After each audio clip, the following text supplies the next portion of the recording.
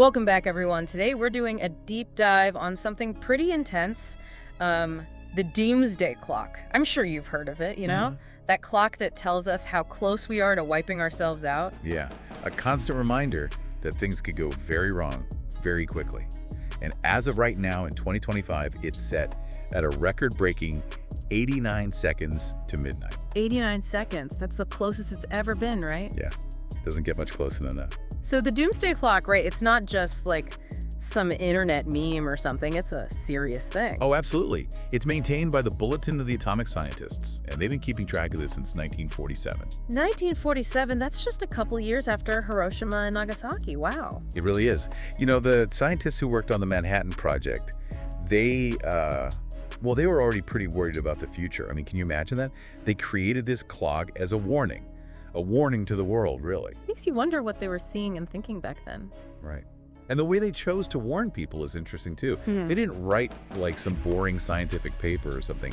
They went with a visual metaphor, a clock ticking down to midnight, representing the end of the world. I mean, you can't really miss that message, can you? No, you can't. And they got their point across, for sure. It grabbed the world's attention. It's pretty striking, that clock image. And it was designed by an artist, right? Yeah, Marta Langsdorff. And it was on the cover of the first Bulletin of the Atomic Scientists magazine, right? It was. Can you imagine picking that up on a newsstand? I mean, talk about a wake-up call. Yeah. It was a different time, too, right? The dawn of the nuclear age.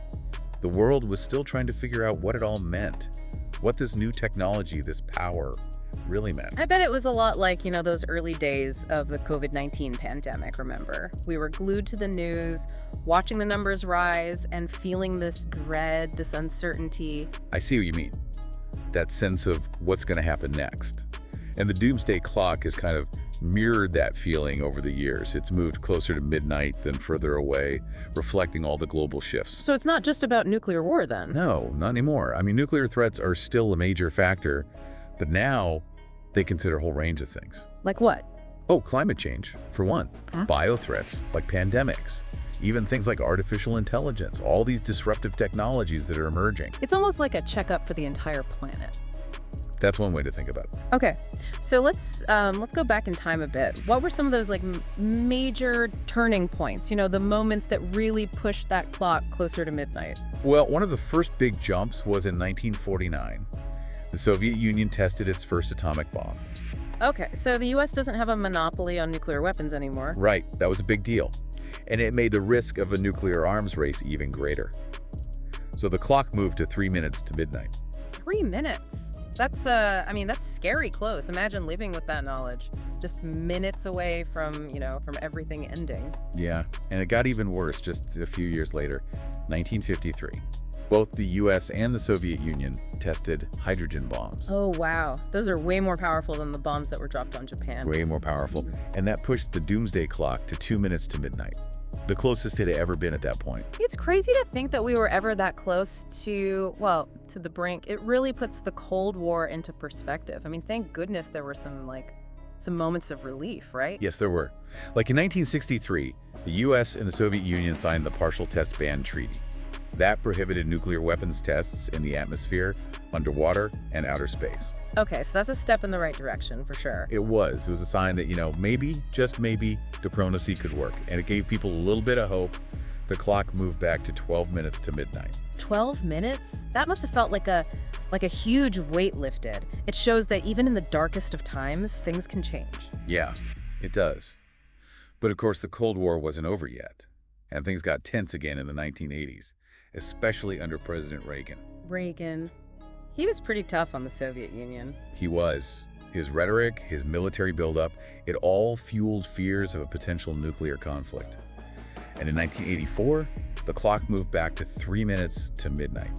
3 minutes again. It's like a bad dream repeating itself. It does, doesn't it?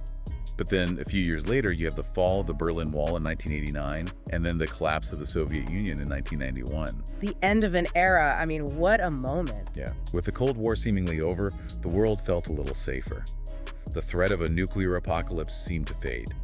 And in 1991, the clock was moved back to a record 17 minutes to midnight. 17 minutes. Wow, that's the furthest it's ever been, right? It is. It's hard to imagine that kind of optimism these days, isn't it? It is. Sadly, that post-Cold War hope, it didn't last long. New threats emerged, old tensions resurfaced, and the world entered a new period of uncertainty. Okay, so let's fast forward a bit. The 21st century. What were some of the things that started pushing that clock closer to midnight again? Well, a lot happened. You had the rise of terrorism, particularly after 9/11. The world felt vulnerable in a new way. And then there's the continued spread of nuclear weapons. North Korea, Iran, and the existing nuclear powers are all modernizing their arsenals. What does modernization mean exactly? It sounds, I don't know, almost more worrying than just having a lot of old nukes lying around. It is. It's not just about maintaining those old weapons. Modernization means developing new capabilities. Things like more accurate delivery systems, smaller tactical nuclear weapons, and cyber warfare. It's all making the use of nuclear weapons, well, more likely. It seems like the potential for things to spin out of control is even higher now. It is. And alongside all of this, you have climate change. The scientific evidence was becoming impossible to ignore. Human activity was driving global warming, and the consequences were becoming clearer. And now we're seeing those consequences play out, right? Extreme weather, rising sea levels, and it's only getting worse. Exactly. Climate change isn't some future threat anymore, it's happening now. And the Bulletin of the Atomic Scientists recognized that. In 2007, they cited climate change as a major factor in moving the Doomsday Clock closer to midnight. That was a first. So it's like a perfect storm, isn't it? Nuclear war, climate change, and then you throw in things like global instability, political polarization, the breakdown of trust in institutions, disinformation campaigns, and all these new technologies that could be used for good or for evil. It's a lot, and it all adds up to a pretty grim picture, which is what the Doomsday Clock is trying to show us. Right, it's like a barometer for human risk. And right now, well, the readings aren't good. Not good at all. Okay, so we've covered a lot of ground here. We've seen how the Doomsday Clock has moved over the years. But let's focus on where we are right now. 89 seconds to midnight. What are the major concerns that have brought us to this point? Well, the most immediate threat, the one that's really pushing the clock right now, is the conflict in Ukraine. Right, and the potential for that conflict to escalate into something much, much worse. Exactly. The war has brought back the fear of a nuclear confrontation between Russia and the West. And it's exposed just how fragile things are, how quickly a regional conflict can spiral out of control. It's a sobering reminder that the lessons of the Cold War haven't been fully learned. Unfortunately, that seems to be the case. But it's not just Ukraine. Climate change is still a massive overarching threat, and it's only getting worse. Yeah, we're seeing those effects everywhere now. We are. Extreme weather, rising sea levels, food and water shortages, mass displacement, and these are just the immediate impacts. If we don't act now, we risk triggering irreversible changes to the planet, changes that could have catastrophic consequences for human civilization. Okay, so nuclear war, climate change. Two huge threats. But you mentioned other factors as well, right? Biothreats. Yes. COVID-19 was a wake-up call. It showed us how vulnerable we are to pandemics and how unprepared we are. And it's not like COVID is the only virus out there. No, not at all. And there's always the risk of bioterrorism, too. Someone deliberately releasing a deadly pathogen. Ugh, that's a scary thought. It is. And then there's the whole issue of rapidly advancing technology. We've talked about nuclear modernization, but there are other technologies that pose serious risks as well. You're talking about artificial intelligence, right? Yeah, AI is a big one. It has the potential to revolutionize so many aspects of our lives. But it also comes with some serious challenges. Like what? Well, think about autonomous weapon systems, basically killer robots that can make decisions without human intervention. That sounds like science fiction. It does, but it's becoming a reality. And then there's the potential for AI to be used for malicious purposes, like creating incredibly sophisticated disinformation campaigns that could manipulate public opinion or sow discord on a massive scale. We've already seen what social media can do. Imagine what could happen if AI got its hands on those tools. I don't even want to think about it. Okay, so to recap, the Doomsday Clock is at its closest point to midnight ever. And it's because of a whole bunch of things. The conflict in Ukraine, the climate crisis, the threat of pandemics, and the dangers of emerging technologies like AI. It's a lot to process. It is. But it's important to remember that the Doomsday Clock isn't meant to be a prediction. It's a call to action. A reminder that we have the power to change course, to shape our future. Okay, so we've talked about the problems. Now let's talk about solutions. What can we do to address all of this? How do we turn back the clock? That's the big question, isn't it? And it's a question that deserves some serious thought. But before we jump into solutions, I think it's important to understand just how interconnected all of these threats really are. Okay, so let's talk about that. How are they connected? And what does that mean for our efforts to address them? Well, that's where things get interesting. It's like, imagine a spider web.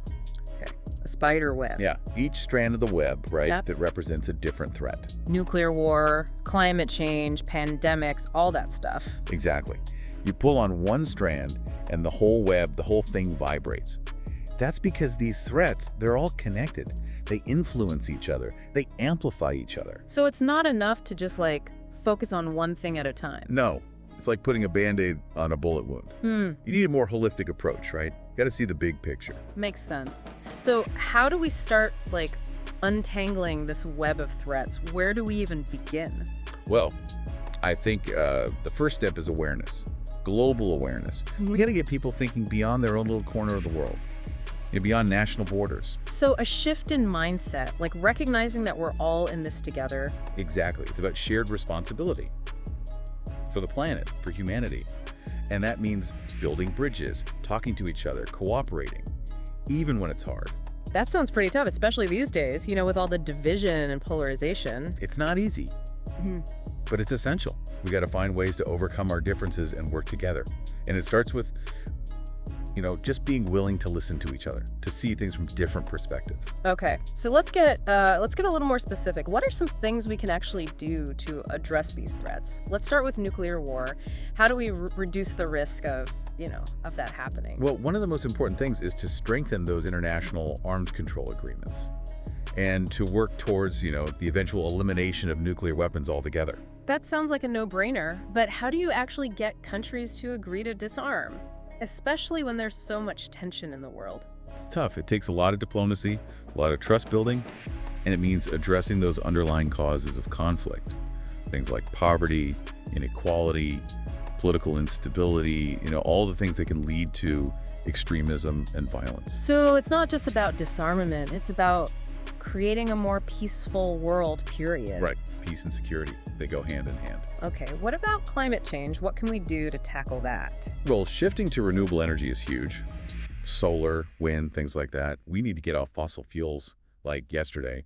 I hear a lot of talk about that, but it seems like such a big undertaking. It is, but it's doable. It requires investment, innovation, and a change in our, in our energy consumption habits. So it's not just about technology, it's about changing our behavior too. Yeah.